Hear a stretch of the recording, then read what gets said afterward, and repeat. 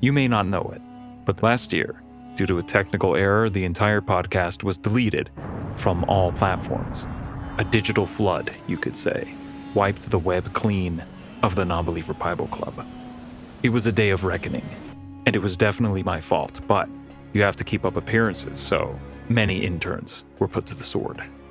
Very sad, but now I'm back, and I've learned a very important lesson. Whether it was the fall of Jerusalem, the fall of Rome, the fall of Jerusalem again, ancient texts like the Bible survived because someone was smart enough to make another copy. Before we continue our regularly scheduled programming this Sunday, I will explore 3 methods of ancient scriptural preservation that will ensure my podcast lasts for the next 1,000 years. 1. Copying texts. In the rule of St. Benedict, monks were required to edify their spirits with annoying manual labor as a form of devotion to God, at a time when barbarians were burning their way through Italy and literacy hit an all-time low. Illiteracy. What does that word even mean? Many monks accomplished their day's portion of mind-numbing work and helped maintain many treasured texts with a speed, accuracy, and discipline that saved these books from the chaotic, illiterate post-Roman world. That's great for them. But I can't found a monastery of monks. I just executed all of my staff and don't have the manpower right now. 2. Oral tradition.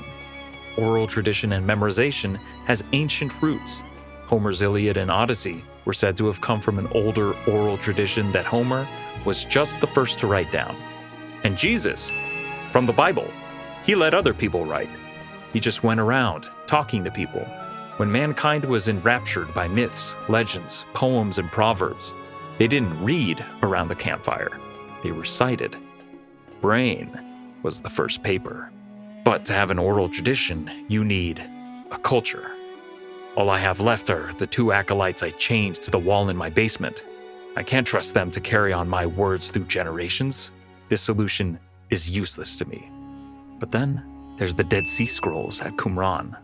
In 1947, close to the Dead Sea, deep in a cave in the Judean desert, a Bedouin shepherd found a jar, busted it open, and accidentally discovered the oldest complete copy of the Book of Isaiah.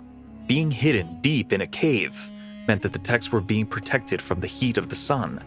Being placed in jars protected the texts from wind and sand.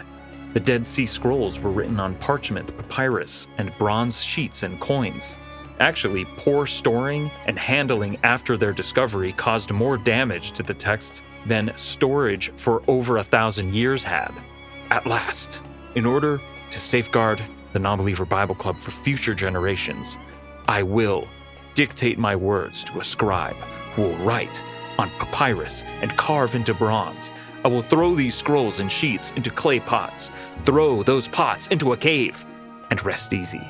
Those babies will be safe for at least 1,000 years, and I'll never have to kill again. For now. Joineth me as I read the King James Holy Bible on the Non-Believer Bible Club. Welcome back.